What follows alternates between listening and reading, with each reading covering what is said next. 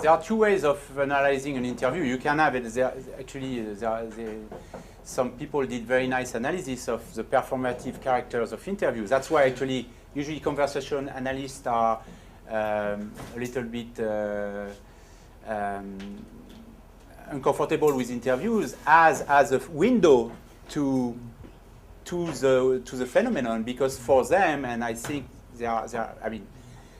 it's a performance, an interview. So you are responding to someone who asks you questions. You are trying to, of course, present a specific phase. You are, and you have also an agenda, possibly. You know, so of course you can analyze an interview as a co-construction, and I think that's very nice.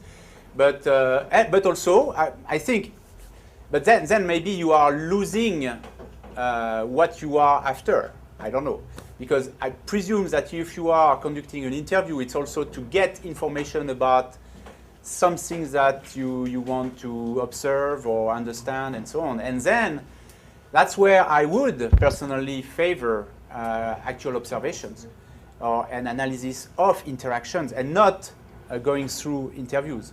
I know it's very, I would say, difficult to do that, because you know, there is no such thing as it's very scary to do conversation analysis. I mean, I remember the first time I did it with Anita, I was completely panicked and scared because I was learning something I had never done before, and because you, in a way, when you are doing conversation analysis, a professor can be very dumb and a young student can be very smart.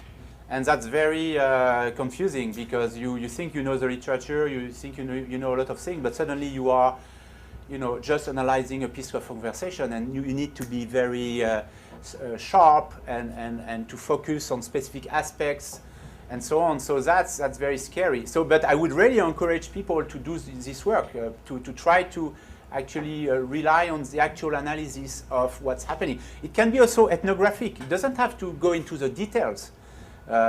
What I mean is that you don't need to do conversation analysis per se. I have many students who actually didn't do that. They did a wonderful ethnographic studies of situations where they didn't rely that much on the details, but more on the broader scene or what people were up to in general.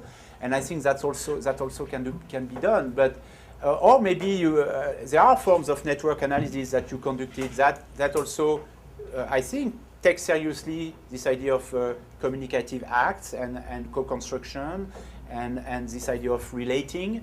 So, and also the advantage of that is that you have more longitudinality than we have. I say we as if we do conversation analysis.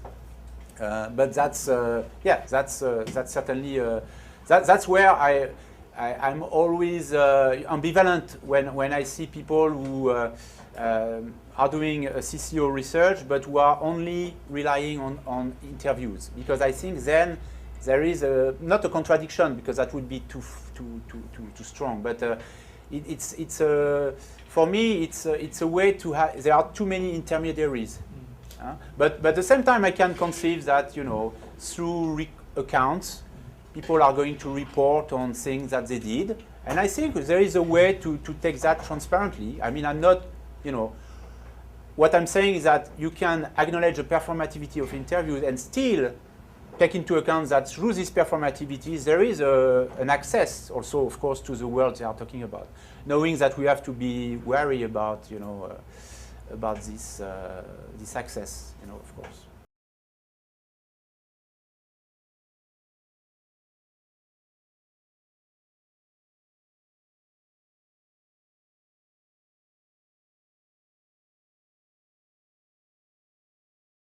Yeah, that's true. That's for sure.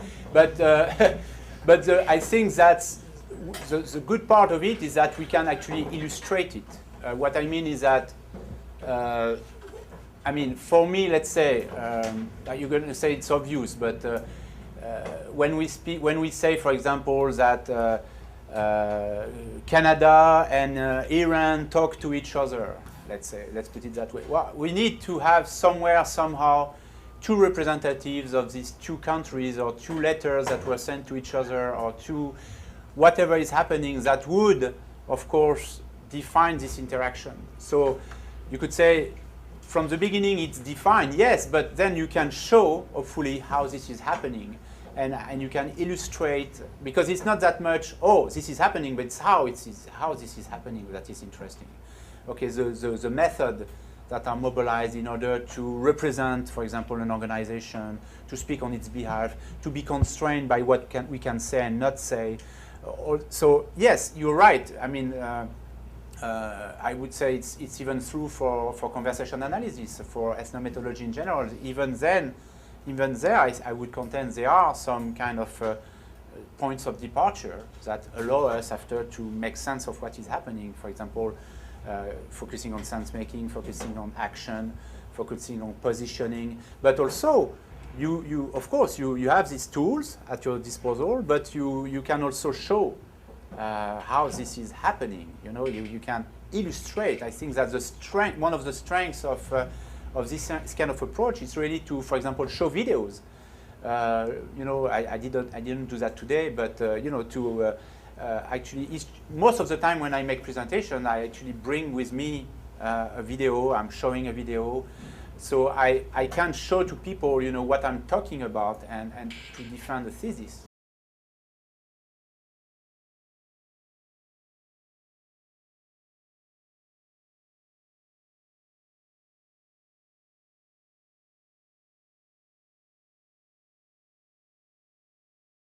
I don't think I have. I would be able to determine a specific process that would be typical of CCO, because for me it's really a matter of being as inclusive as possible. It's like, for me, it's like conversation analysis, so to speak. It's any kind of interaction is potentially interesting. So I would imagine that the same thing could be said about the organizational world in general, in the institutional world in general. I remember, for example, interviewing secretaries about their work. In that case, I was actually interviewing, so I was not really relying on my own principles. And then I could see how she was talking through my interviews about the forms she was using and attributing agencies to the form. So you see, even these kind of very mundane activities, very repetitive activities that seem to be so interesting, unnoticed. Actually, when you pay attention to the details, you can see how it's paperwork is very important, how some specific tools are quite important to get organized. After that, maybe the ultimate question is that, okay, but how useful this perspective is for practitioners? And that's a killer question, of course. To what extent we can actually inform practice, maybe through, for example, what Mary Parker Follett was doing. Is there a way to translate basically our epistemological statements or even ontological statements into something that could be potentially useful for managers or employees and so on and so forth? And I believe this is the case, but we have to work on this aspect.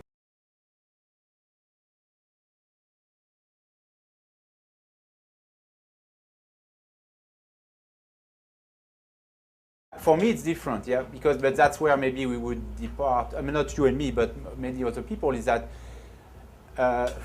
personally, I would not define myself as a constructionist, because I think that the social construction is too human-centered.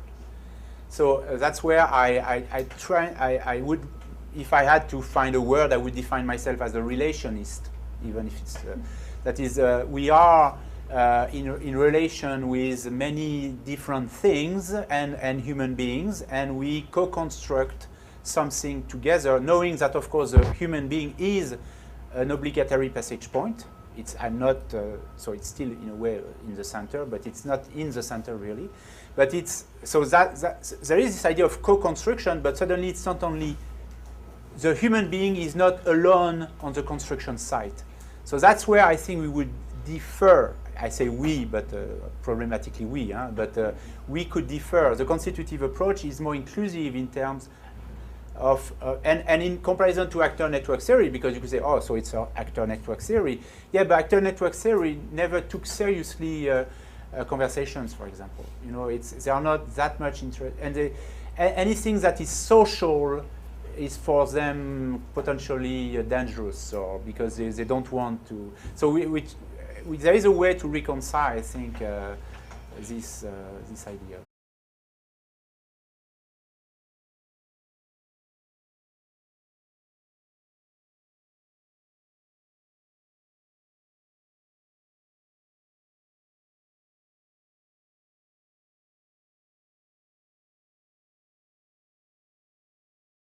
So I think there are, I mean, for me, the constitutive approach, I mean, is basically to take seriously communication.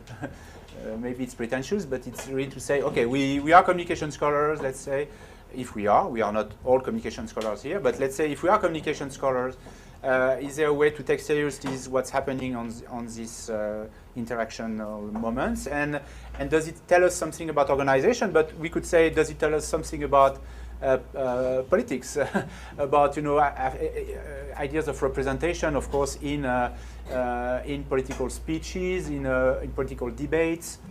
I think there is hopefully there is a lot that could be said about that. I mean, in many respects, this kind of constitutive approach, and many people said that before, like for example, Klaus Krippendorf, Stan Dietz.